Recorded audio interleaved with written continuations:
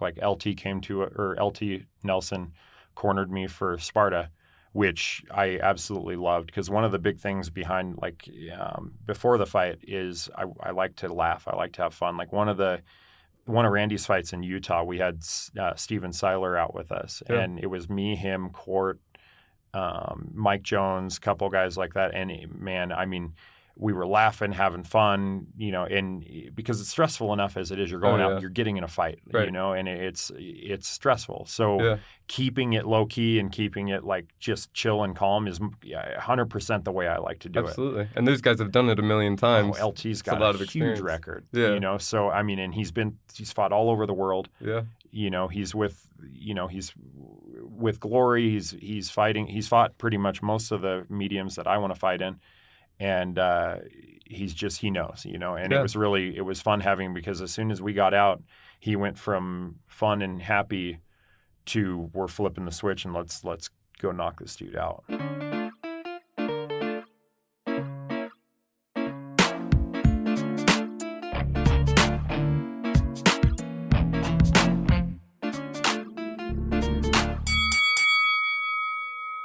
This is the Prize Fighting Business. I'm your host, Daniel Casado, and today my interview guest is Muay Thai fighter, kickboxer, and multiple-time national champion, Chris Lockhart. Chris boasts a 9-1 record overall. He won the 2018 Men's B-Class USMTO West Coast title. He won the 2019 Men's TBAs National Muay Thai Championship at 215 pounds, and he most recently followed up those performances with an impressive third-round TKO finish in a kickboxing bout under the Sparta Combat League. Now let's get into my conversation with Chris Lockhart. Chris, thank you for joining me. Hey, thank you for having me. Absolutely, and happy birthday. Oh, thank you. And so you're about 3 weeks removed from your most recent fight at Sparta Combat League, which was a kickboxing bout, and you won by third-round TKO finish. Is that right? Yeah. So how are you feeling coming out of that? Pretty good, actually. A little banged up, but I mean, that's kind of the nature of the beast when you're with no gear. I think my foot was probably the worst of it, but because I got him pretty good at the end, that ended up finishing it with a head kick, and it was immediately right after. I mean, it was a huge, it had bubbled up, and heads are hard. Yeah, yes, faces especially too. Whatever hit me in the top of the foot, because I mean, I caught him clean right on the face because he was kind of bailing away from me, and I mean, the guy was Terminator. I mean, I threw everything I had. I mean, I've rewatched it a couple times too, and just some of the shots that I was landing were so clean, and the guy just kind of stood there, and I'm like, what? What is happening? Can people watch the fight right now? Is it on YouTube? Yeah. Cool. Sparta just posted it a couple days ago. Very cool. So, yep. Nice. Check it out. Yeah, for sure. Check it out. It's awesome. It's on Sparta's YouTube page. Okay. And it's Chris Lockhart versus Twain Savaju. And was this your first time fighting with no shin guards? You alluded to the idea that it's more painful. Nope. I've fought before. And I had actually, the last time I fought with no shin guards, it was a head kick finish too. Nice. Which was, I didn't even really think about that. It's kind of ironic. But, it's advantageous for you then. Yeah, I mean, I think being a little bit bigger, I don't think people really expect the flexibility and stuff. Yeah. And that's something where I put a lot of emphasis on that. I mean, not as much as I probably feel like I should, but I still, in the realm of light heavyweights and heavyweights and stuff, I kick a lot, and I mean, head kicks are something it's a big tool for me. Yeah, do you stretch to get that dexterity, or is it just from kicking? A lot. Yeah, I mean, I do stretch, but it's more so just drilling and drilling and drilling and drilling. Right. So. And do you do that on bag, or are you doing that with a partner? People. Bags, everything. Yeah. You just work it into the game consistently. It's something that I throw all the time. Yeah, so because I wanted to be able to use it, and it's a really effective weapon when you do land it, and so I drilled it, and I've always loved kicking from the start too, so it was something where I mean my right leg has been through it's been through hell, because I've broken my foot, and it has an actual plate in it now, because I had it was completely angulated, and I trained on it for 3 weeks and it hadn't healed and it was still like a huge knot. So I was like, oh, I need to go get it x-rayed. And I looked at it and they grabbed me and pulled me behind the like little x-ray wall. And they were like, how did you walk in here? Wow. Because it was so broken. Oh, wow. From this last fight? No, this was a while ago. But from this last fight, sorry, I guess I'll stay on topic. But this last fight, I haven't gotten it x-rayed. It's pretty much healed up. I'm back to kicking with it now, and I've just got little knots that have to heal, and then I'm ready to go. You have so many little bones in there, I'm sure. Some of them break, but what are they really going to do about it, you know? Nothing. That was exactly it. This one was broken bad enough that they had to do something, but the surgeon that I worked with was really was awesome, actually. He was elite foot and ankle in Castle Rock. Okay. And he knew kind of the way fighters are and kind of the financial landscape of that kind of like chasing a dream. Yeah. And he helped me out. And he was also really cognizant of setting me up so that I could use it in the future because he was like, you're going to keep kicking. You're going to kick knees. You're going to kick elbows. Like an elbow was what broke it. And he was like, so let's put a plate in. And he was like, if it bugs you when you're 70, we can remove it. But he was like, for now, you're not going to re-break it. And wow. That's the benefit of being honest with your doctor, right? Mm-hmm. Being straightforward about, hey, I'm going to continue to do this. I know it might seem dumb to you, but I'm going to continue to use this. So might as well just make it the best situation possible. 100%. And he did. And so far, like I've been through a lot of fights with it, and I've kicked all kinds of different things with it, and I've never had any issues. So cool. Yeah. Very cool. So you've been very active lately. I mean, essentially, you took this fight in or was it August? July or August? End of July, I think. It was, I think end of July was TBAs, right? Or TBAs were June, yeah. So, and then July was the Sparta fight, yeah. Yeah, so you had the Sparta I only fight, had like TBAs, 3 weeks, I think. And you won the national Muay Thai title at the TBAs in June in the B class, 215 pounds. Mm-hmm. So, I mean, did you come out of that without any injury? Like, how do you... I came out feeling good. Really? Yeah. So, and that was a tournament style? It was, yeah. I fought 2 different guys. Nice. Which was kind of nice because there you have to have a certain amount of fights within, like when you're class C, B, and A. You know, A obviously is unlimited. You can have as many fights as you want. B, I think it was like 8 to 12, I think is what it was. And so all of the guys that I fought were relative in experience, which was nice. Mm-hmm. And I got, my first fight, I won in the first, so that was nice. I got out of there without a whole lot of damage. Yes. And then the second one, I went 3 rounds because it's hard. I don't know. I've kind of struggled finishing people with headgear. Yeah, so. I could imagine. I mean, it's just a little more padding, makes it more pillowed. And are you wearing light gloves in the TBAs, or are they 16-ounce gloves? We did 12s. 12s? Yeah, okay. It was headgear, 12s, and elbow pads. Okay. And shin guards, yeah. Yeah, I mean, the elbow guards and the shin guards are going to make a difference, too, as far as finishing people. Mm-hmm. Well, and the second guy was more of a taekwondo guy, too.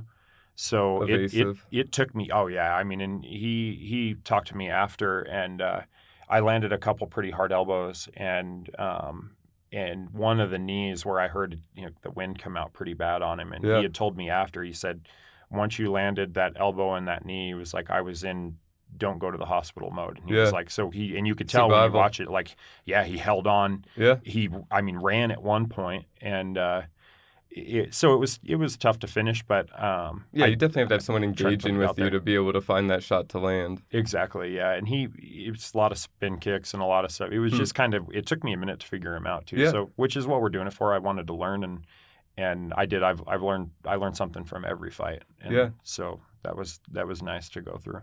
And so who do you do your training camps with? So it's kind of an interesting situation that recently changed.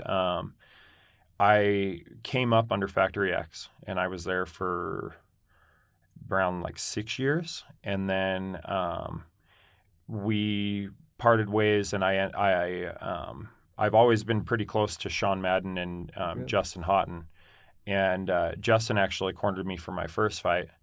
And he's a Glory veteran, big in the Colorado martial arts scene, MMA and kickboxing. So. Mm-hmm. Yeah, J-Ho is what most people know him. Yeah, I mean, he's always been super loyal, and I feel like that's in this sport, especially nowadays, the more money gets involved, the less loyalty kind of matters, and that's something that I've always been more of a martial artist at heart, and that's always something that I've kind of had issues with. Yeah. So, because even then, back in the beginning, when I had left Factory X after about 1 or 2 years, and I wanted to fight. And I was the typical, open class person that was like, I want to fight, I want to fight, I want to fight. I Sure. thought I was ready, and I eventually was, Mark wouldn't let me fight, and I was like, fine, see you later, and I left, went to Sure. Justin. He let me fight. I took a fight I never should have taken. Like, the guy was 3-1, and I uncovered later on that he was like a tournament. He had won Oscar's tournament a couple times, and I got into it, and he beat the brakes off of me for the first round, and it was like, whoa, eye-opening completely. Yeah. Sometimes that's what it takes, right? Yeah. And then the second and third round, luckily, he started to gas. Like, he emptied his gas tank in the first trying to finish me, and he couldn't. And then I ran away with it for the second and third and won unanimous. Wow. That was your first fight? Yeah, first fight. So I got really lucky and I won, instead of like some people, they'll do what I did and then they lose and then derails their whole career. Or they'll win in a knockout, first punch knockout, and then they didn't learn anything. It sounds like you at least took something away from it. Well, and what I took away was, Justin and I had gotten together after, and it was like, hey, look, man, you need bodies. Like, you need bigger training partners. You need, like, because at that point, Justin was really new too. Yeah. This was a long time ago. This is probably 5 years ago. Okay.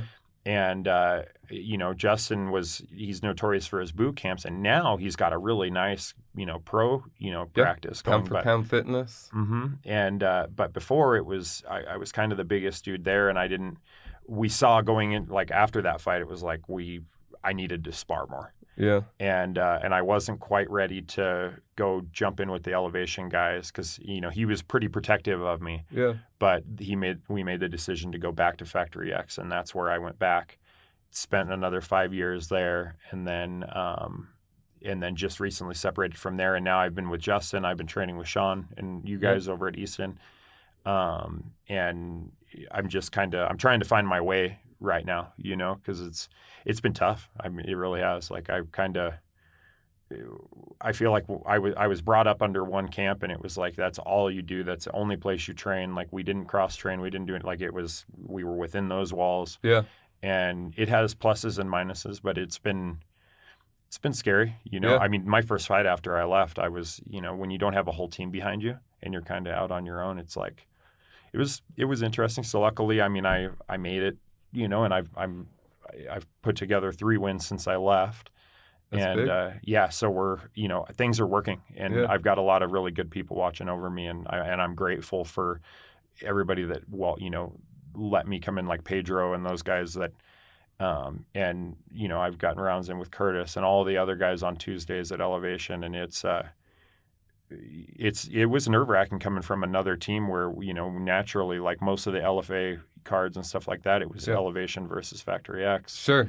Yeah, it's an interesting local dynamic. Yeah. Yeah. So I was like, well, I'm either gonna have to fight, or they'll be pretty, maybe they'll be. I've tried to be respectful and as martial artist in all kind of forms, and it turned out everybody's been fantastic. It's the cool part about the community. I feel like people are pretty inclusive. People are pretty nice. That is They're very interesting, though. I mean, your candidness about it is a little bit more stressful if you feel like you don't have a team environment kind of there to support you and get your back and whatnot. I mean, how do you find your corners? It sounds like J-Ho or Justin Hooten has been kind of there the whole time. Is he generally someone that you look to as being in your corner for a fight, or is it you're picking people up that you're training with? Like, who generally travels with you to the tournament or to corner you? So since pretty much my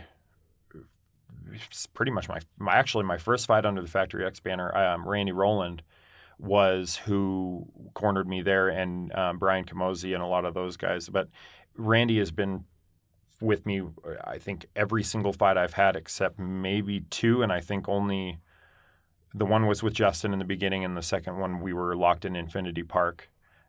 So there was no, like, Mark had the corners for that one because it was, I think, 5 of us or 6 of us fought on that card. Sure. So it was already kind of set up. But outside of that, I've taken Randy with me to every tournament. Cool. He was there in Arizona for the Muay Thai Open when we got that one. He went to TBAs. He's been for Sparta. He's been there for everything. So wow. He's kind of the the rock, so to speak, here in Colorado, because he knows how he knows me, and Yeah. we went through years and years and years of 6 days a week, pretty much fighting every Friday, on our hard sparring days. So, and he was always watching, he was always paying attention.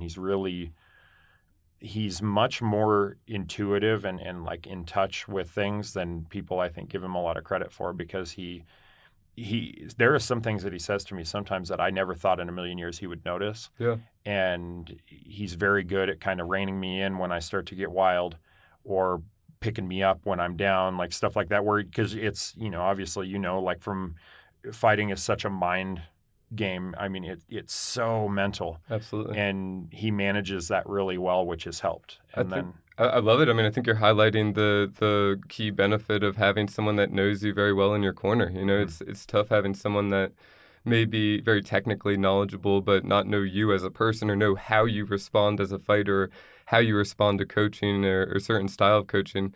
I mean, not only does Randy know you very well, but he's also a fellow mixed martial artist with significant experience, both as a professional and amateur. So I think, it's a good person to have in your corner. It's not, you don't necessarily need a head coach of a team to be able to see certain things in a fight, right? Like you can have someone that just has mixed martial arts knowledge and knows you very well. It's not quite the Diego Sanchez situation that you saw a month or so ago, where he just picks up some guy that teaches him about breathing techniques and having a positive attitude. This guy has martial arts experience and has been there with you throughout the journey and training, knows how you train, knows what you're good at, and can look for that and see what you may be missing in the heat of the moment. Yep. And then, so I have him as kind of the like rock, and then that other spot we call him Tall Joe, but Joey Hurt, I trained with him nonstop at Factory X, and he came with us. And then when he's not available, because he travels a ton for work, like LT Nelson cornered me for Sparta, which I absolutely loved, because one of the big things behind before the fight is I like to laugh. I like to have fun. Like one of Randy's fights in Utah, we had Steven Seiler out with us, and it was me, him, Court, Mike Jones, a couple guys like that. And man, I mean, we were laughing, having fun, and because it's stressful enough as it is. You're going out, you're getting in a fight, right. And it's stressful. So keeping it low key and keeping it like just chill and calm is 100% the way I like to do it. Absolutely. And those guys have done it a million times. LT's got a huge record, So I mean, and he's fought all over the world. Yeah. He's with Glory. He's fought pretty much most of the mediums that I want to fight in.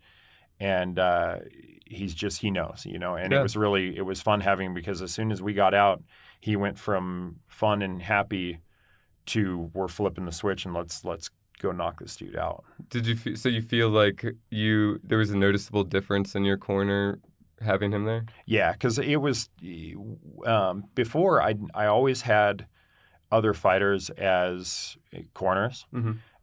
It was kind of a rare occasion to have the head coach, because he was traveling all the time and stuff like that. So I always had somebody, but I always had Randy. And now that other spot, I really liked having LT there because of the experience. I mean, I've always, it was awesome. It worked out really well.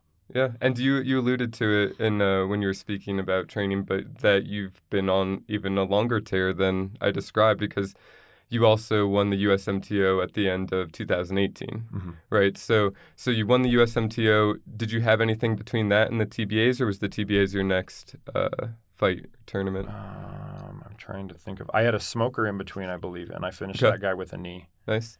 And then, and that was just stay sharp, stay busy. Yeah, I mean, really, every time Oscar has something, I try and go get in. I've been to a couple of them, and most of the time, I've shown up multiple times and never been able to find an opponent. But we got lucky that time, and it worked out well. It was a first round finish with a knee. Nice. And but yeah, I'm always staying active, and as long as I'm fighting in shin guards and and stuff like that, like I bounce back pretty fast. It's healing isn't. I can stay really active that way. Right, and the tournaments, I mean, help too. Getting multiple fights in one day or one weekend, I suppose. I love it, and I love the fact that with the first fight, you can kind of get the jitters out. Mm-hmm. And because, especially if it's gone a long time, like I've been staying so active that I've been able to kind of curb the jitters because I've fought, within like a month or two Right. of that next one. But you always get in. It's like, okay, you got to get moving, got to get into that, shift gears into, heavy damage mode. Yep. And, and because I try and be really respectful to my training partners and Right. stuff. So you switch gears and you get the kind of jitters out, and then the second fight you're off to the races. You've been there before, like it's comfortable. It was, it's fresh in your mind, and I love it. And it's a great way to get, you can check off 2-3 fights in a weekend. Some guys fought 4 times. Right. What a great way to kind of build your experience quick. Absolutely. Doing that. And you spoke to the idea, it might be tough to find people in Colorado your size, around your experience level, that want to fight you. Mm-hmm. So you have to travel to these tournaments to get those different looks that you need to kind of progress that game. Mm-hmm. This last go-around with Sparta was kind of tough. It was one of the I would think it's the first time I fought locally in a while. Yeah. And it was kind of a short notice deal because Jeff had been looking for somebody for me for a while, and nobody would take it. And then this guy popped up, and he was a debut guy.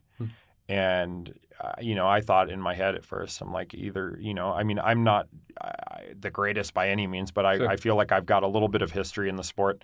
And just digging around online, you can kind of see that, I was from a good school, and I've been around, and at least a little bit, and I expected him not to show. I expected him to kind of bail. Because I've had guys straight up not, like, they'll show up, they weigh in, and then they don't fight. Yeah.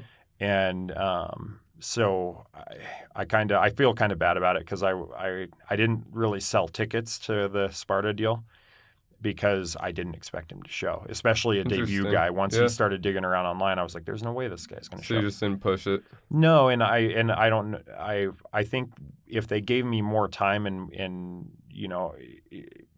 I think it would be different. I'll definitely try. I'll definitely sell tickets for the next go round if they have me back. But I feel kind of bad about that. But ultimately the guy showed up and the guy fought. The guy was way tougher than I thought. Yeah, way tougher. So.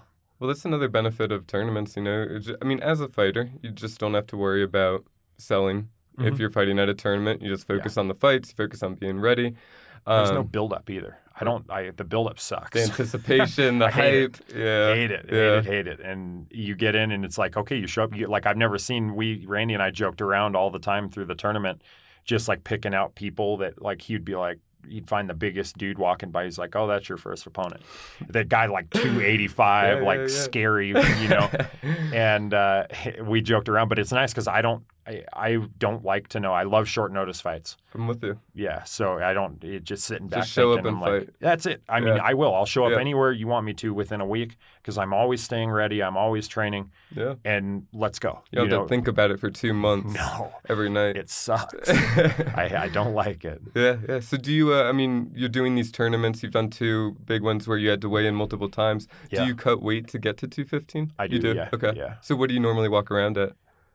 It depends. I try and stay really lean and as close to my fight weight as I can because I don't like to cut more than like 6 to 10 pounds. Oh, okay, so that's reasonable. Yeah, I stay pretty. I walk like probably 218-ish when I'm in. Nice. Like 220 probably max. And those tournaments, like most of them have been bracketed from 199 to 215, I believe. So I cut to 214 and I'm money. Okay. And it's easier too, especially when you have to cut twice because I have to. Yeah. The second cut's always way worse, and Right. it just. I wouldn't say it's worse. Because I have friends that the cuts are really pretty ugly, Randy especially. But your body grabs and holds onto water the second go around, so it takes twice as long to get rid of it. Oh, interesting. I could imagine. Yeah, your body's like, not again. No, yeah, it's like leave me alone. Like I don't know why we're here in the sauna again. Wow. So. The 6 to 10 pounds, is that coming off during camp, or is that no? like that's just I get the water to there cut? and I water cut. Yeah. Okay, and that's generally done with the sauna. Correct. For you? Yeah, I've tried the hot tub. I actually really like the steam room. Yeah. I actually accidentally cut too much for this last fight, Oh, wow. which ended up working out because the commission changed their rules and we had to be within 5 pounds of each other.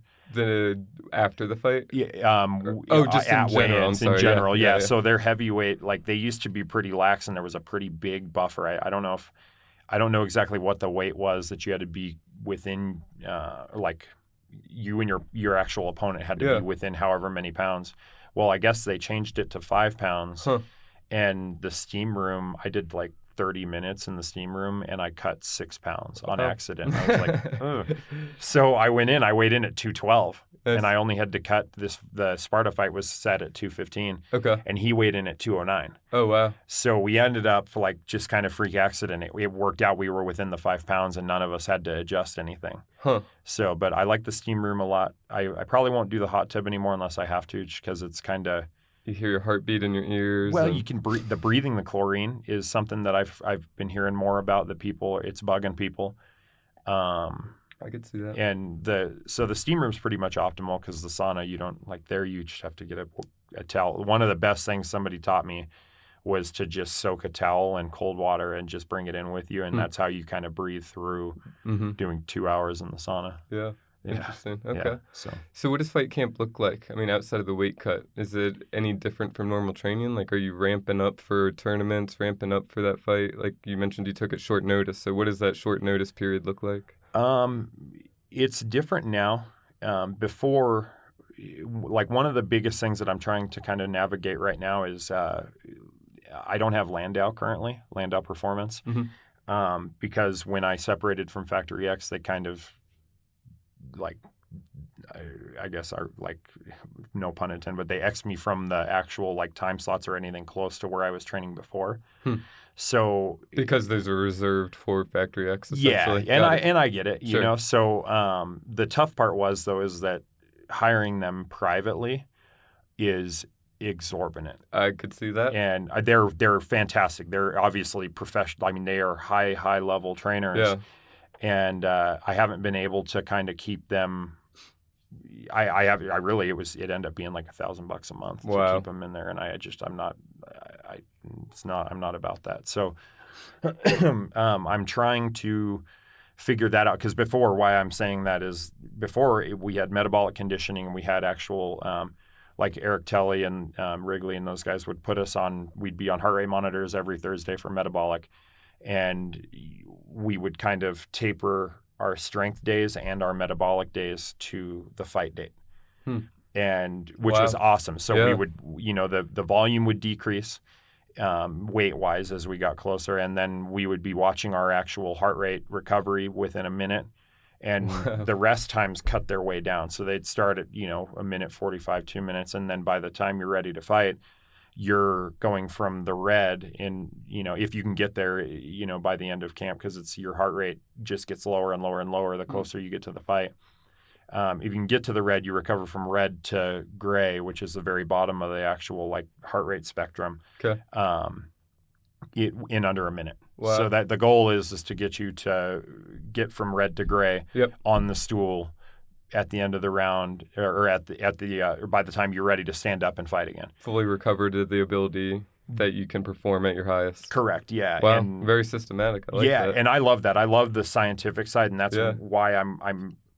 That's the biggest missing like issue right now is that. And so, but that was something where we would structure it. But for these recent ones, it's been kind of tough because before all of the practices worked together and they all worked off of each other. Yeah.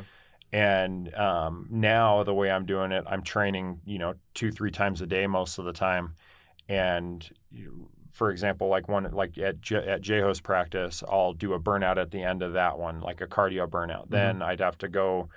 I still have to get a run in. I still have to lift, and I still have to go to another practice that night where I'll probably have another burnout at the end of that practice. Yeah. And so I ran into it. I ran into it once pretty hard this last camp where it was like, look, I can't even.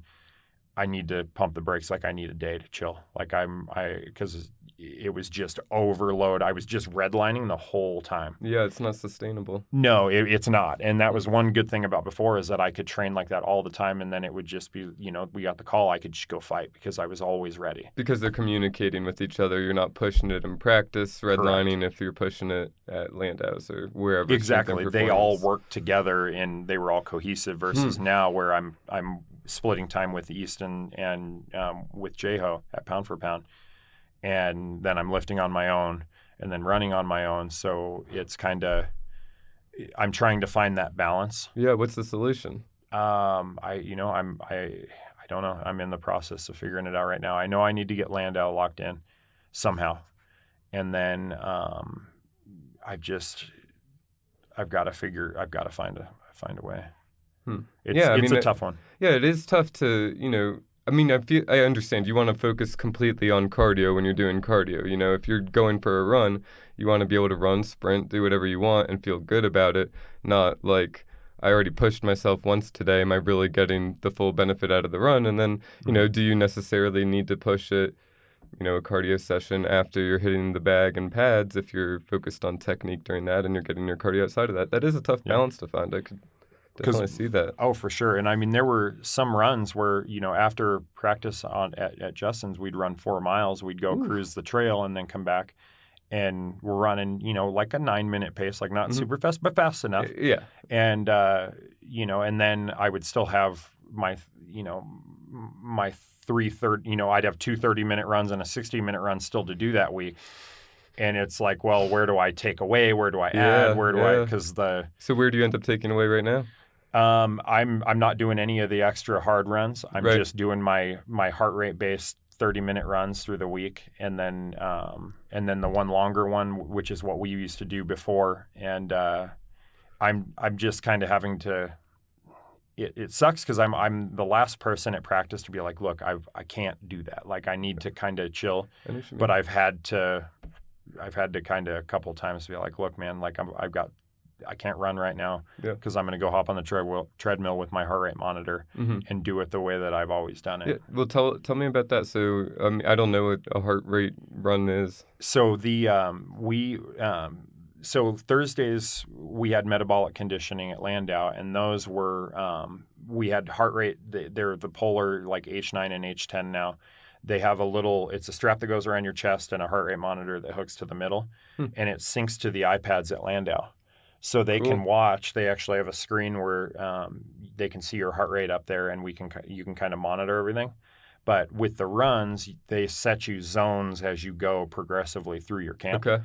And the closer you get to your fight, your heart rate zone changes. So then what you do essentially is just put the treadmill on the settings that you're used to that keep your heart rate within that zone, and then kind of scale that appropriately to keep you within that range. So if you speed up or slow down, you just want to stay in that zone as steady state. The concept is ultimately building, and this kind of explains the issue that I had before was, so you have to build a big gas tank to hold a bunch of gas, right? You can make that gas tank bigger by doing those steady state long runs within a heart rate parameter. And then it's the intervals, our pad work, the metabolic days, and some people do sprints, like a lot of the hard max out, heavy, high revving high stuff. Intensity, that adds gas to the gas tank. Right. So, but you can't do all high intensity extreme because you're just holding the gas thing on and you're just spraying gas everywhere. Yeah. You have to build your tank. But the cool part is with those steady state runs, I've always actually been more on especially for light heavyweight and being a little bit more on the muscle side, people expect you to gas quick, and they attribute muscle to gassing. And I've always I'll die on the treadmill. Like I will run and I will run and I will run because I will not gas out in a fight. It's a huge part of fighting. Yeah, and luckily, I catch people gassing out all the time, and as soon as I see them breathe, I can, even when you clinch and you hear them. Yeah. It's like I've got you, and I'm gonna finish you. Yeah, cool. You broke them. Yeah, exactly. And I know that they haven't been running, or they haven't been drilling as hard, or they haven't, there's a lot of different things that kind of encompass that. And the first sign of weakness in that regard, I'm off to the races, because I can go and go and go and go, which is Cool. something that I know Rico Verhoeven and a lot of those guys really take pride in. Oh yeah. And Yeah, and I he's feel shredded like for a big guy. he is, and that's kind of where I'm aiming. Like, because Yeah. I mean, like, you see guys like Dustin too, Jacoby, Yep. where he's fighting kind of light heavyweight right Yep. now. He just won the heavyweight King of Sparta tournament. Yeah. Chris Camozzi's going up to heavyweight. Yeah, He's which another is guy awesome. that's lean. Yeah. Yeah, he's super lean, and he's put on a lot of muscle, actually. Cool. So those guys were my main training partners for years and years. Cool. It's great looks. Oh man, I mean, I miss them so much, but I still stay in touch with them a lot, which is great. But yeah, good. Chris fights for Sparta coming up, which will be really cool, because it'll be fun. It actually will give people that haven't seen Chris locally a chance to go watch him in action, because the dude is no joke. And he's a Colorado OG in the mixed martial arts scene. I mean, the guy has so many fights, and for somebody that's fought their way back into the UFC multiple times too, it's impressive. And glory. Yeah, I mean, you can't. That's true love for the sport, and Absolutely. I feel like that's something that a lot of people are in it for the wrong reasons, and I feel like, if you want to be like anybody, him and Dustin and those guys, like they don't quit. They have incredible journeys. Oh, big time. Sure. Long journeys. They fought each other. I mean, it's crazy to think. And then, and Dustin's success with everything, and Chris's success and glory, I got to be a part of their camps for cool. the past couple of years, and See I've how grown they work. immensely. Oh man, I've learned so much. And one of those things is, like, you better be running. Yeah. Well, I mean, and that's another thing that you take away, right? I mean, it's a bummer that you don't get to have this ability to train with Landales, but you were able to experience it and take away things like the heart rate monitor running and understanding how to push your gas tank, so that it, again, part of your journey, it makes you a better martial artist, because you know what it takes. 100%. And it's nice, because you get to, I think I'm like 10 fights deep now, and you 9-1. Yep. Thank you. It's impressive. You're just trying to get better. You start to kind of find a groove, and you know how you feel and how you're supposed to feel. Yeah, and the runs are getting it done. So I definitely miss my metabolic days and all this stuff at Landale, but I feel like I've still got Eric Tully in my ear a little bit, kind of guiding me, and we're making do, and so far it's working out well, and I know how I'm supposed to feel. Yeah. And a lot of that stuff you have to just experience. Like, you have to fight flat, you have to fight sick, you have to fight, like, it just comes with time. Yeah, experiences. That's right. Big time. So I mean, essentially, you've had 5, if not 6 fights in the last year, in the last rolling 12 months. So are you ever outside a fight camp? Like, does training look different inside or outside a fight camp, or is it just a steady grind? I'm always going. I pretty much dedicated my life to the sport, and I train every day. I mean, after fights, it takes me a little bit to kind of get back into the groove, just because I'm either fighting damage or something like that. But then when I'm back on, like, it's every day. Do you take time off between fights? I normally take a week. Okay, at least. Just let the body heal up. Yeah, I mean, depending on how it goes, I always take a week, just because I know if I don't, the bottle starts to fill up eventually. Like, you do have to take some breaks. Like, it has to happen, especially when you're training kind of so consistently. Even mentally. Yeah, you have to. I mean, because you don't want. It's a stressful enough sport. You don't want to hate it, and anything that kind of. You don't want it to become work. You don't want it to become just like a drag. Sometimes you just need to chill, and then fall back in love with the sport. And because it is, when you do it so much, it sucks sometimes. And you have your ups and your downs and everything. But I would say ultimately, I don't ever really have an in camp or out of camp. I'm always going, because I really do like the short notice fights. So if I want to be ready, and I want to make sure that I have the gas to go. Because even this last one, the last Sparta fight, he gassed pretty hard, and dude kept fighting, but he I knew I had him cardio wise, and I had so much gas left, and I had it was weird because like I had gotten through TBA, then 4th of July, so like most of the gyms were kind of closed through that little span of the week. Yeah, and your fight's 2 And weeks then out. I had 3 so weeks it out. was like I got to get going. And luckily, like I had kind of stayed on the treadmill and stayed active through that period where Nice. I had no issues. So I like that. I just want to keep just consistent, you know. Yeah, that seems to be most of the most successful fighters seem to stay pretty in shape. Yeah. You know, you hear the outliers here and there that take off significant amount of time between camps or whatever, but that just seems crazy to me. I couldn't do that. No. I don't know. I hate the climb cardio-wise Right. back to in shape. It's Coming terrible. back to kickboxing or Muay Thai class after being out for 2 weeks is rough. It's terrible. You know, I used to go to Europe in the summertime. Cool. So not only I'd come back and I had already, you know, I'd been out there long enough that I had started to acclimate. So you lose red blood cells out there, and then you come back and you're like, oh, this is what they feel like when they come to elevation. I'm like, oh. Yeah. And I don't like that feeling. So I'll happily stay lean and run all the time and like, and not have to ever feel that way. Yeah, I like it. Yeah. Yes. What about diet? What do you do for diet, just generally? Super clean all the time. A lot of meat, a lot of fish. Salmon helps me stay super light. Nice. Grass-fed beef and like it tends to kind of get through your system a little bit quicker than normal, just average like pasture-raised meat. Yeah. So when I'm in camp, like, or if I guess I'm not in camp, but when I have a fight scheduled, I just stick to grass-fed the whole time, and because it comes off pretty quick. And then salmon is a mainstay, and then a lot of vegetables. I don't really supplement a whole lot. I think everybody.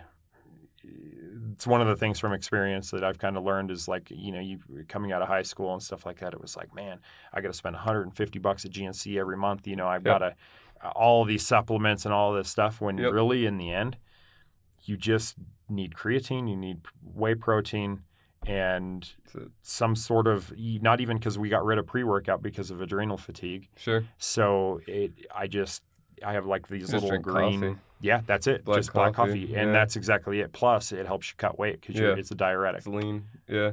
You know? So it sounds like you just developed this diet through experience, like you said. What does my body respond well to? I mean, obviously, what is overall generally healthy? It's going to be grass-fed beef, going to be salmon, getting the fish oils and the healthy fats. Fish oil is huge. That's one thing that because of brain health and how important it is, especially in the sport, I take a super, super concentrated fish oil every day. Cool.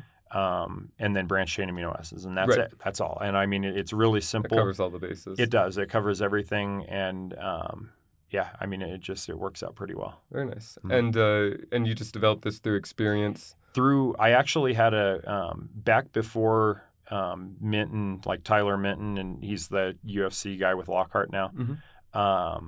Before he got big, he was over with us, and I had him draw up a full plan for me. And what I've done is I've pretty much taken all of the stuff from that and just kind of adjusted it here and there to make it, you know, just easy to maintain all the time. Mm-hmm. And I've found ways with spices and stuff like that to kind of keep food interesting and not burn it out. That's good. Yeah, because I can't really eat chicken a whole lot anymore because I did it for so long and it makes my stomach turn upside down. But now I've got a system where, you know, based on Tyler, what he wrote for me.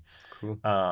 And I use that, and I've adjusted it here and there, and it works out really well. Just super lean, just clean, like wholesome. You know, you don't have to go on extreme, crazy diets as long as you're getting your runs in, and and you need to fuel the body plenty of calories. Yeah, if anything, I would think that the issue is eating enough. Mm-hmm. And carbs are something that a lot of people are like, you know, at one point thought were the Antichrist, and it's crazy because like I go insane without them. You just won't be able to perform long term. No, you can't, and it's something where when you train as much as we do, you have to have them. Yeah. You just have to. I mean, and I noticed one of the biggest things that Tyler had me do was add 50 carbs to my protein every day. Yep. And I noticed I started to shred, like I would lean out twice as fast when I started adding carbs because then it changes what you metabolize in workouts. Especially, I mean, you're a big guy, keeping size on. I mean, I remember when I was trying to be bigger, I had to eat carbs. Otherwise, you're just not going to keep the size on. It'll just go away. You'll Well, just be and lean. one of the perks too is that with every carb, you carry water with it. Yeah. And when you cut weight, if you're high in carbs, it's super easy. Like water just shreds, like it just falls off. And when you cut the carbs. You cut the carbs, it comes out. You cut your Yeah. sodium. Like my cuts to 205, I've only had to do it once so far. But you kill cardio, or you kill sodium and carbs, and it just falls off. Yeah. So, How often do you spar? Every Tuesdays. Okay. Well, it depends. This is one of the bigger changes that I've had, because before, for 5-6 years, it was every single Friday. Okay. All the time. And then we would spar on Mondays, we would spar on Tuesdays, we would hard spar on Fridays, and then I'd spar again on Saturdays. So the other days are light sparring? Okay, just and kind then of technical. Friday was a fight, but Yeah. everything else was just light tech sparring. Okay. Since then, I've scaled it back because I was getting really bad headaches and light sensitivity and stuff like that. So when I actually got a fight scheduled, and I try and stay in there pretty consistently so that I can help other people too, because I know with Elevation, like they've been really welcoming to me, and I try and get in and help where I can. Yeah. But when I've got a fight scheduled, I hard spar every Tuesday with you guys, and then there's tech sparring on Thursdays, and that really, it's about it right now, it's kind of nice because it gives me, I think that's enough. I don't have headaches. Yeah. I don't have, I'm so much clearer, and I can come into a fight with a chin. Yeah. And you can focus on technique. Exactly. And that's one thing I try to be very controlled, and if we want to turn up, I can turn up. Sure. But it's not necessary all the time. Yeah. And especially now where I noticed, one of the biggest things I noticed with Elevation and Easton in general is that even like hard sparring on Tuesdays, right? It's not like how it was before, where it's, where you're, especially when new people come through, like you're fighting.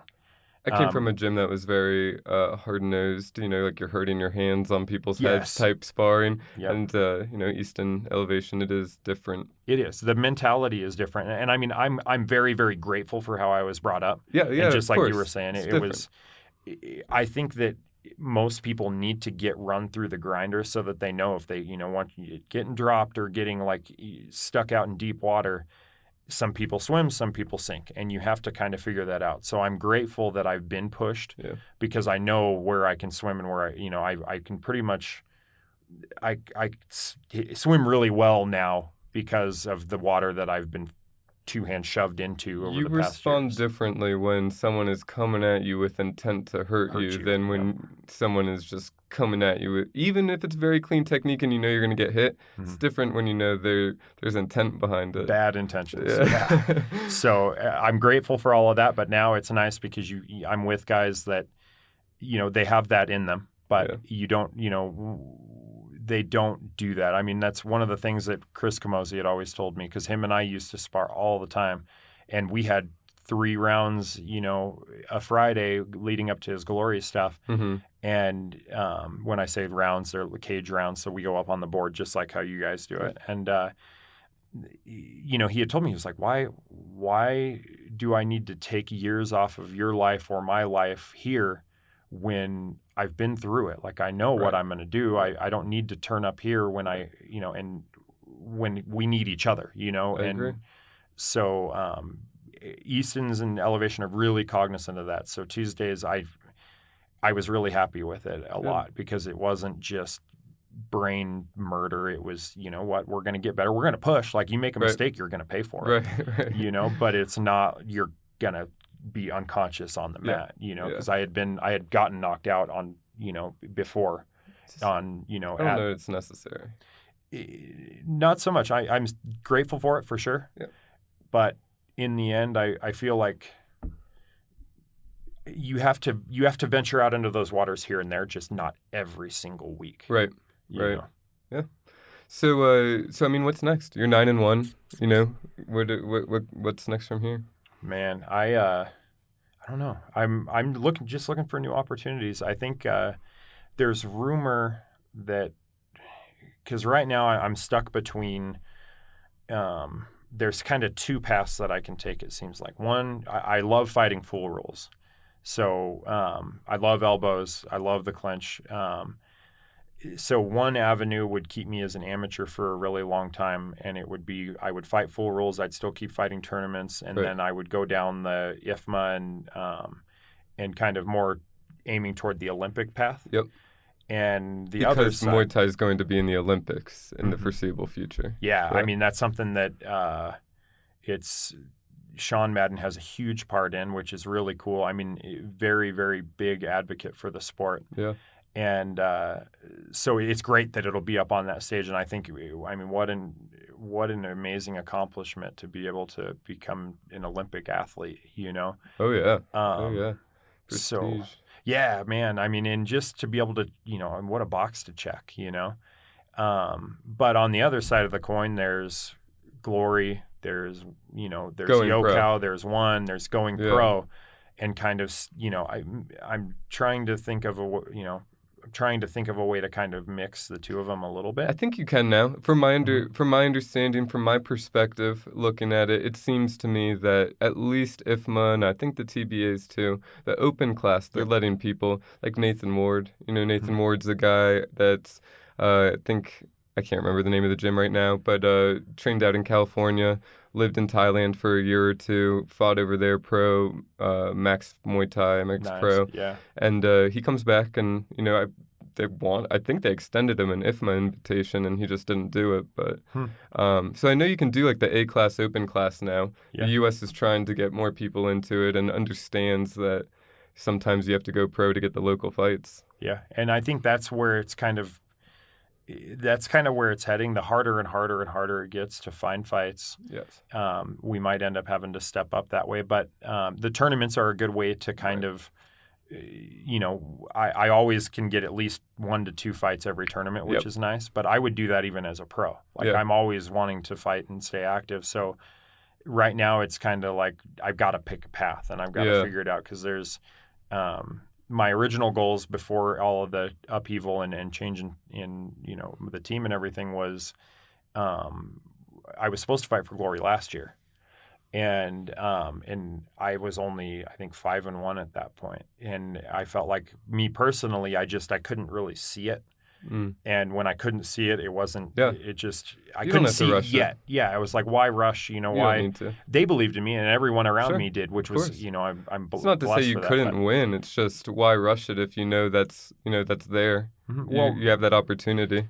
it was tough because over there it was like, okay, I make the transition to pro, and if I fight for glory, I could win. Yeah. And then from there, it's like we really couldn't fight for Sparta because of some other, inner stuff there. So it was like the next fight I would be fighting somebody with 50, 60 It fights. escalates quickly. Yeah. Like It that's certainly nuts. does. Versus just like working around the area and taking Yeah. people with like, okay, they're they've got a couple pro fights. Yeah. I'm not diving off the deep end with some dude from the Netherlands that has 105 fights, Yeah. No, I think it's the smarter way to do it. And man, tournaments give you a lot of experience. You can keep doing those. You still have the ability to do B class one more time theoretically if you went Yeah. straight to a tournament. Yep. You could win another national title or a state title even, and then go into A class, and that's going to be a level up too. And then Mhm. see kind of what that world's like, and then decide from there if you want to go pro or not, or do both. Yeah. Well, and that's the thing. I mean, with the people that I've surrounded myself with, I feel like I can kind of thrive in A class, and that's my talks with Randy about the. There's a tournament coming up that's a Rev Gear tournament out in Iowa again. That's right. Cool. Um, And it's the opposite of the TBAs essentially. It's the same organization. They have the TBAs during June, and then the Rev Gear I think October, November, Yep, something October, like yeah. that. And so it's a prestigious tournament It is. nationally. and it's full rules, and Right. it has the CB and A open class. So we've talked about potentially doing that one in the open and Cool. seeing how things go. Because with a couple of open class, tournament wins, I think that's a pretty, and this differs person to person what they think, how much experience they feel you need to go pro. But I feel like once once I ventured out to that and succeeded, or whether even if I don't succeed completely or whatever, it's like we kind of know that it's in there and that I can make the transition. Yeah. I think it could be done, Yeah. and so that's kind of what Randy and I have been talking about is go out there, win an open class, and then potentially, I think rumor is, and you guys probably know more about it than I do. I think Glory's supposed to be here toward the end of the year, like November or something. I think is kind of the like inner gym rumors. Nothing is confirmed, and I don't even think they've put it out there. But if they were to, I wouldn't mind fighting somebody from here. Yeah, I'd fight Pop Rocky or somebody like that to go, for a pro debut. Cool. I like the strategy. Yeah. So then you can still, again, go fight TBAs, try to win A class then the next year, and maybe, I think that's how you get invited to the IFMA team, right? Go win a national title in A class, maybe a prestige fight to earn your spot. But I'd love to do, because the prestige fight they had, it was at Lion Fight. Yeah. And that was, I think, one of your recent guests. I think that was where Wes. Yeah. He did something else. It was Triumphant. Oh, but in that's Vegas. Right. Yep, that's right. Yeah. But yeah, that's like another sweet setup.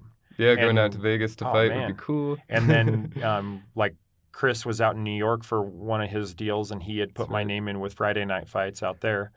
That's Lou DiBella's organization, right? I believe so. And yeah, he's big. He's big up in the Northeast. I mean, he's got, I think, an MMA organization that feeds into the UFC. Really? Yeah, that's like where Chris Camozzi and all them. I mean, I'm sorry, not Chris Weidman and all them came from. Well, and it was cool because, like, Chris has always been kind of an advocate for me, and he put me in with those guys out there, and that's full rules too. So I mean, it's kind of, now it's, do I do full rules or kickboxing, and do I stay an amateur for a long time, or do I go pro sooner and then try and split the difference? I think you're seeing that full rules translates well to kickboxing, like in Glory, for instance. I mean, 2 ties, or I guess Sidichai just lost to Murat Grigorian, but I mean, there were really, 2 ties at the top. Smashing everybody. Yeah, I mean, they were still.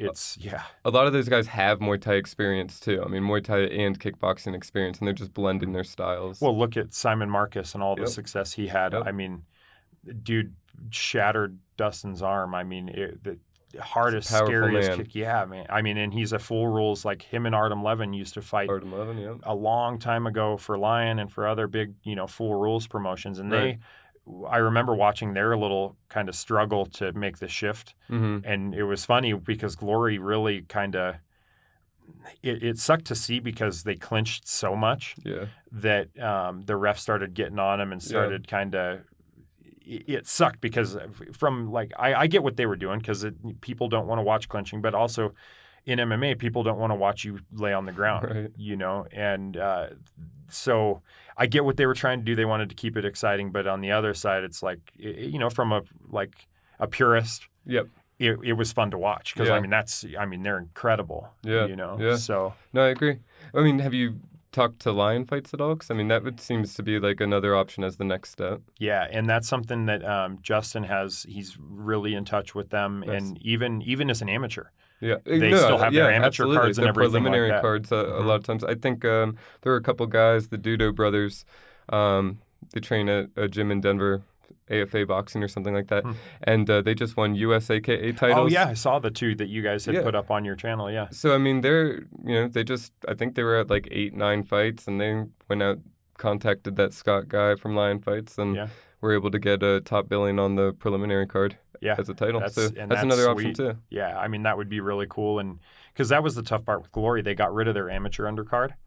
So that's why it was like, well, we got kind of forced to go pro or not fight at all. Yeah. And I decided against it. But it was that sucked because if they had their amateur undercard, I feel like they'd help their ticket sales locally.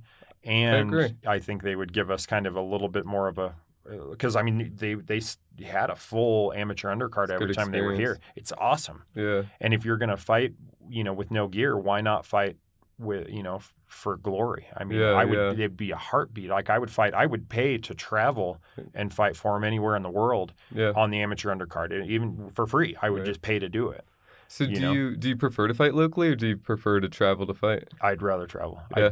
I really didn't like to. I mean, I love all the support and everything, but it's a totally different dynamic fighting locally. I know what you mean. And I don't know. It's just there's a lot of stress, a lot of pressure, and a lot of which I mean, obviously we did okay, and I mean, Right. I manage it and I do fine, and I mean, this last fight worked out really well, and it was kind of fun to showcase that for everybody here that had been wanting to watch me fight for a Yeah. while. That obviously wouldn't, I'm never around. And show your progress. Yeah, and that was a real cool thing, and I was grateful for everybody that showed up, and I'm not completely against it, but I would say if I could pick between the two, I'd rather travel. Plus, I love road trips and traveling with people, and I mean we have such a blast. It's part of fighting. Oh, it's because those memories you take with you forever. Absolutely. And I feel like a lot of people, especially now with the UFC and everything, they get so fixated on, I got to get to the UFC, I got to get to the UFC, and then they lose once, and then their whole dream, their whole world is shattered. And it's like,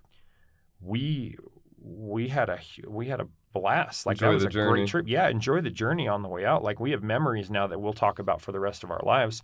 When the memories of the UFC or whatever, they could be long-lived or they could be short-lived. And you get there and then it's over. It's like, well, what do you have? You have the entire journey that it took to get there, and all of those memories. And so that's huge for me. Like, enjoy every day, enjoy practice, have fun, joke around, do work. I mean, get it done, but enjoy it. Yeah. Well, I mean, you mentioned you have the ability to focus on this full time. How do you do that? How do you support this kind of, well, not full time, but essentially full effort been training support? full time. Yeah. I do train full time. How do you find the time? I was on the pro schedule for years and years and years, and I'm still training as a pro, as an amateur. But I own shakercabinetsupply.com, and that is a kitchen cabinet company that I kind of modernized and took online, because I had showrooms in the past locally where we did custom kitchen design, and I needed a way to be able to travel and still live and fight and train full time, because you see it so much with everybody, especially because back in the day we had. And I kind of reference the X a lot because that was most of my upbringing. But if you didn't meet the schedule, they didn't want you. Like, it's still, it's tough now because I feel like we all lived this schedule. Like, and a lot of the people from when the mats were red, and I say that because they've remodeled multiple times and they keep growing into their space, but the standard when things were the best at Factory X we were there 6 days a week. We were at Landale 3 times a week. We had our runs. And if you didn't meet that schedule or you missed a single day, you were going to get your head ripped off and you weren't going to fight. Like, it was that simple. Like, you won't fight. Mm-hmm. And I feel like as things have grown, and I mean, it's blurred a little bit, but as a standard, I feel like that's really the best. It's just the best way to go about it. Yeah. So you started at Factory X. That was your first kind of time in martial arts, kickboxing. I had a little bit of time at LA Boxing before that, and I had sauntered into Champion, actually, which was where a lot of the guys started. That was where I think even Mark had started in the beginning. And that's in Colorado? Yeah, it was Champion Martial Arts, and it's long gone, but it's kind of funny. So I wasn't the most athletic growing up, and it took me a while to bloom athletically, big time. And I went in and tried a Muay Thai class there, and they had me jump roping, and it's my mom had told me, she was like, they had kind of joked around saying that I was like an elephant jump roping, and I never went back. Yeah. So how long ago was that, would you say? I had just left martial arts. I started in karate, and went to purple, and then left there to go into more of a full contact setup because I was kind of sick of point fighting, and I wanted to go into Muay Thai because it was like that back then. It was like knockout kickboxing, and it was like, it was the rage, and then Jean-Claude and a lot of that. But I went over there. I was in middle school, I think, when all of this went down, like middle school, and then that didn't work out. And then I took a long break, and I didn't come back to Thai boxing until about when I was like 23, 24. And then there was LA boxing. Mm-hmm. And What got you back to I interest? just missed it. It's always been kind of like a prod. Like it's Yeah. always something, and I've loved it since I was little, and I was always getting there was always something in the back of my head like, you need to go, you need to do this. Mm-hmm. Like you're gonna regret it if you don't. You better go. And so I went over there and had some kind of company issues with my mom, and ended up having to stop because I was working with my mom at that point. Okay. And that fell through, and then shortly after, I guess not shortly after, I ended up going back around 27, and then it was full blast. I knew that's what I wanted to do. I knew that I didn't want to get to the end of the road and be 45 and think, man, I should have done this. Like I should have done this. I should have dedicated what I needed to do it. So what was your goal when you went back? I mean, what were you thinking in your head? I just wanted to fight. Yeah, just get a fight. Just train, get a fight. Get a fight. And then once I got that fight, then we had talked about it a little bit earlier, it was like, oh God, I got a long way to go. So then it was get better, Mm-hmm. and grow. And one of the best things that I love about martial arts in general is that there's no ceiling. No. And you can always be getting better. And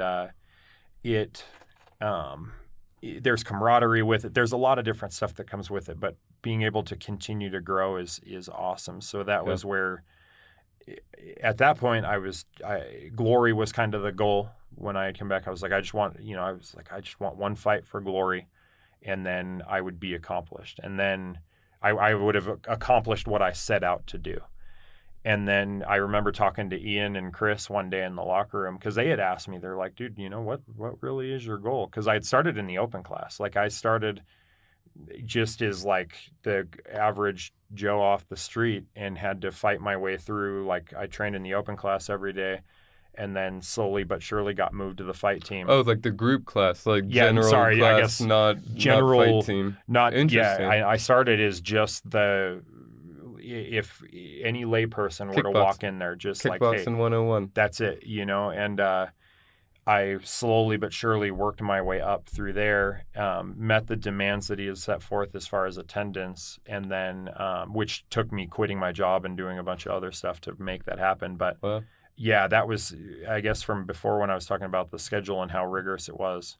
I guess I lost focus on the subject, but financially, living the demands of the schedule that we had to live back when the mats were red, it's tough. I mean, I watched so many people kind of struggle with it because it takes everything. Like you can't, with the times that practices are, you have to work either a not so great night job. You have to, it's a ton of sacrifice. Oh, yeah. So that was pretty tough. But overall, I mean, just how have your goals changed over time, I guess? I mean, it sounds like, even at the beginning, your first idea was to take a fight. Then it's kind of, take a glory fight. But you win these national titles. I mean, you're showing that each step of the way you've been able to be successful. So, I mean, how do those goals evolve over time? So I just remembered you steered me back on topic again. When Chris and Ian and I were talking in the locker room, they had said, what's your goal? And I had just said, well, to get to glory, and then that I don't know what'll happen after that. And they were like, man, you need bigger goals than that, man. You're going to get this goal this year. And that was when we were supposed to take that glory fight. And they were like, see, you need some, you could really do something with this. You probably should get some big, think about it. Like that's pretty, that's a pretty easy goal to get to where you're at right now, because you're already it's knocking on the door. Yeah. And from there, it was like, okay, well, what do I do? And really at this point, I just want to get to the end of this journey and not regret anything. And I think getting past, it's always a challenge against myself and against another person every single fight. And I learned something about myself every single fight. And I just want to keep that going as long as I can. And maybe, someday impact some people, maybe inspire some people, maybe get,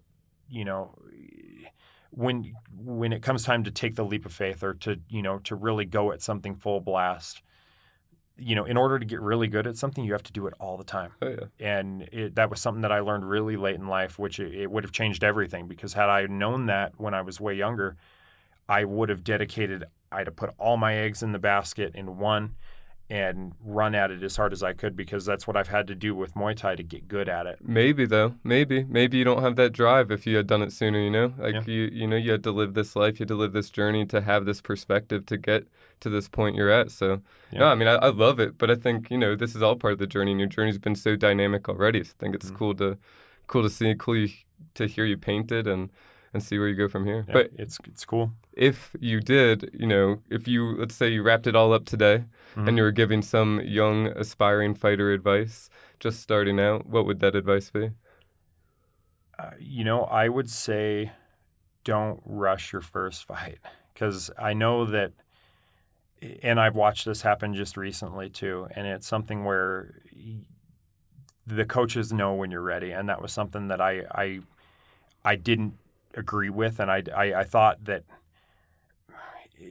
because like I had told you, I had left Factory X and went to Justin, and he let me fight, and then it was a wake up call, and ultimately that was something where Mark was right. I wasn't ready. Similar. Yeah. Really. Yeah. It's Mark was right. I wasn't ready to fight. I went out and I won. Sure. But this last year, we had our annual meeting, and he was like, "Look, you're ready. We need you fighting every month. You're ready." And it took me 5 years to get to that point. Sure. But then I got the green light to fight every single month. Yeah. There's a lot to learn. I mean, I think it takes a while for your skills to develop. So like you said, it's just when you're committed, you want to commit. Yeah, give everything you have to the sport, and the sacrifices will be worth it eventually. And then just understand that if they don't think you're ready, and you don't push and push and push and push, because people get so discouraged. I want to fight. You don't want to fight.